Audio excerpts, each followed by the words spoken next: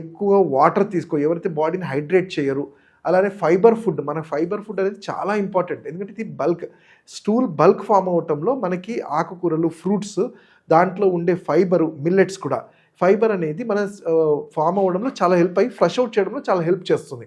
So ఎప్పుడైతే ఇవన్నీ diet వల్ల కానీ, మన లైఫ్ స్టైల్, కొన్ని సందర్భాల్లో నిద్ర సరిగ్గా లేకపోవడం వల్ల కూడా మెటబాలిక్ దెబ్బతిని అది మన డైజెషన్ మీదే చూపెడుతుంది. అంటే ఇండైరెక్ట్గా కూడా ఇలాంటి కండిషన్స్లో కూడా చూస్తూ ఉంటాం. అలానే కొన్ని హార్మోనల్ ఇబ్బందులు, థైరాయిడ్ కానివ్వండి, అధిక బరువు, ఇలాంటి కండిషన్స్లో కూడా చూస్తూ ఉంటాం.